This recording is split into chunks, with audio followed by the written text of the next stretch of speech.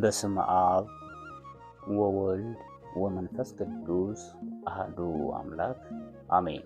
ቤተክርስቲያናችን የኢትዮጵያ ኦርቶዶክስ ተዋሕዶ ቤተክርስቲያን ኅዳር 6 የእመቤታችን የቅድስት ድንግል ማርያም ከስደት የተመለሰችበትን ደብረ ቁስቋም ገብታ ያደረችበትን በየዓመቱ አክብራ አስባ ትውላለች።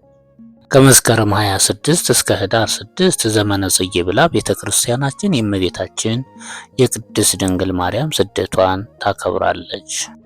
እመቤታችን ቅድስት ድንግል ማርያም፣ ዮሴፍ እንዲሁም ሶሎሜ ከትማን ቤት መንፈቅ ከቆዩ በኋላ መልአኩ መጥቶ ወጥታቸው ሄዱ አላቸው። እነርሱም በረሃውን ሲሄዱ ጥጦስና ዳክርስ አግኝተዋቸው ሰብአ ሰገል ያመጡለትን ስርወ ቀሚስ ገፈው ወሰዱት። ጥቂት እልፍ ብለው ጥጦስ እኒህ ሰዎች የቤተ መንግስት ሰዎች ይመስሉኛል፣ አሳዘኑኝ፣ እንመልስላቸው ብሎ ለዳክርስ ጥያቄ አቀረበ። ነገር ግን 6 ቀን ያህል ጠፍተዋቸው በሰባተኛው አግኝተዋቸው ነበርና ይህን ያህል ደክመን ደግሞም ተራው የኔ ነው አይሆንም ብሎ እምቢ አለ። ከዚህ በኋላ ጥጦስ ግን ከቤተልሔም ጀምሮ ከበነጠቀው ቀይሮ መልሶላቸዋል። እመቤታችን ይህን ሲማከሩ አይታ ሌባ ነጥቆ ቶሎ ይሰወራል እንጂ ቆሞ ይማከራልን? ልጄን ሊገሉብኝ ነው ብላ አምርራ አለቀሰች። በዚህ ሰዓት ጌታ ኢይትካው ደሜ ዘእንበለ ዕለተ ዓርብ፣ ከዕለተ ዓርብ አስቀድሞ ደሜ አይፈስምና አታልቅሽ። እኒህም ሁለቱ በዕለተ ዓርብ በግራ በቀኝ ከኔ ጋር ይሰቀላሉ፣ አንዱ የኔ አንዱም የዲያብሎስ ዕድል ፈንታ ጽዋ ተርታ ነውና ብሎ አጽናንቷታል። ከዚህ በኋላ ጥጦስ ጌታን አቅፎ ሰይፉን እየተመረኮዘ ሲሸኛቸው ሰይፉ ተሰበረበት። በዚህ ሰዓት ጥጦስ አዘነ። ኦ ጥጦስ አስተጋብ ስብራተ ሰይፍከ አለው። ሰብስቦ ቢያቀርብለት እንደነበረው አድርጎ ሰጠው። ጥጦስም ደስ ብሎት ዝንቱ ሕፃን ደቂቀ ነቢያት አለ። አንተ አዳምን ቀድመህ ገነት ትገባለህ አለው። በዚህ ሰዓት ዳክርስ እውነትም ከነቢያት ወገን ቢሆን አይደለ አንተን ቀማኛውን ሌባውን ገነት ትገባለህ ማለቱ ብሎ ዘበተበት። ጥጦስ ወሮታው እንዳይቀርበት ጌታን የታቀፈበትን ልብሱን ቢያጥበው 300 ወቄት የሚያወጣ ሽቶ አግኝቷል። ማርያም እንተ ኅፍረት በ300 ወቄት ገዝታ የቀባችው ይህንኑ ነው።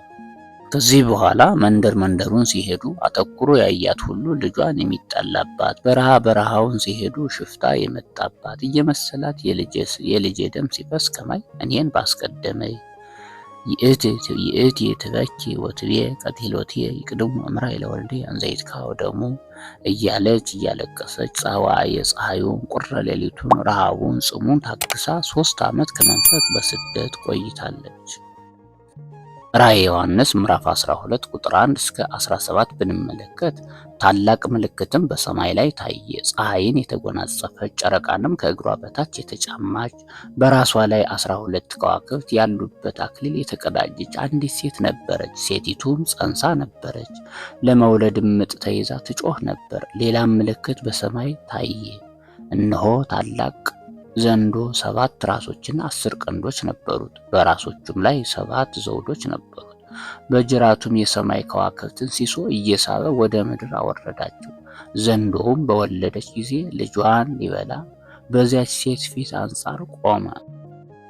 አሕዛብንም ሁሉ በብረት ዘንግ የሚገዛቸውን ወንድ ልጅ ወለደች። ልጇም ወደ እግዚአብሔር ወደ ዙፋኑም ተወሰደ። ሴቲቱም በዘመኑ ሁሉ 1260 ቀን በዚያ ትጠበቅ ዘንድ እግዚአብሔር ወዳዘጋጀላት ቦታ ወደ በረሃ ሸሸች። በሰማይም ሰልፍ ሆነ። ሚካኤልና መላእክቱም ዘንዶውን ተዋጉት። ዘንዶውም ከነሰራዊቱ ተዋጋቸው፣ አልቻላቸውም።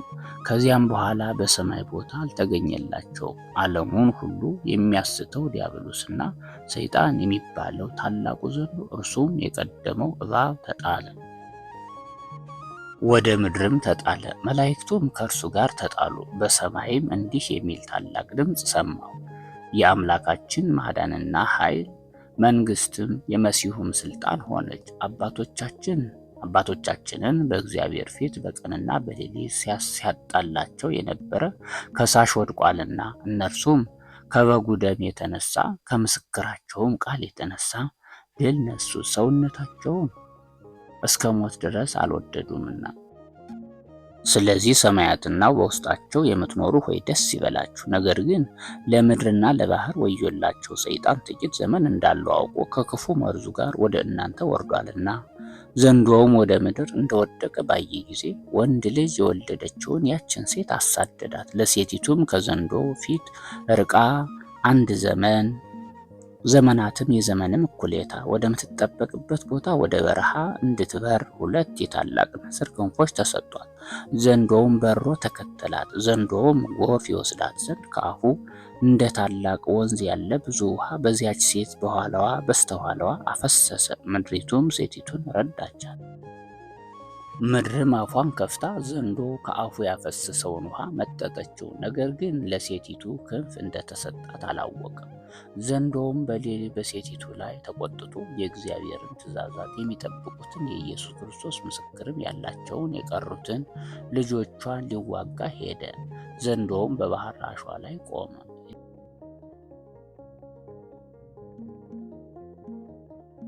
እመቤታችን ጌታችን ከሄሮድስ ሰይፍ ለማዳን ረሃቡን ጽሙን ታግሳ 3 ዓመት ከመንፈቅ በስደት ቆይታለች። ሄሮድስ ከክፋቱ የማይመለስ ቢሆን መልአኩ ሰይፈ መዓቱን መዞ ቢታየው ሄሮድስ ተልቶ ቆስሎ ሞቷል። ከዚህ በኋላ መልአኩ ዮሴፍን የሕፃኑን ነፍስ የፈለገው ሰው ሞቷልና ንሳ ሕፃነ ወእሞ ወሁር ውስተ ምድረ እስራኤል ብሎ ከምድረ ግብፅ ወጥተው በረሃውን ተጉዘው በዚህ ዕለት ደብረ ቁስቋም ገብተዋል።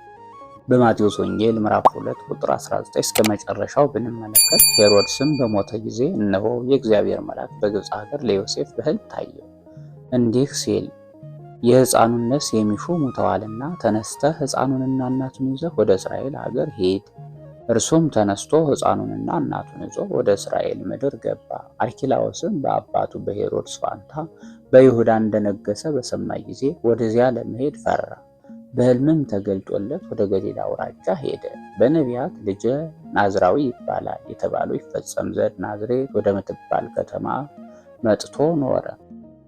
መኃልየ ዘሰሎሞን ምዕራፍ 7 ቁጥር 1 ብንመለከት አንቺ ሱላማጢስ ሆይ ተመለሽ ተመለሽ እናይሽም ዘንድ ተመለሽ ይላታል።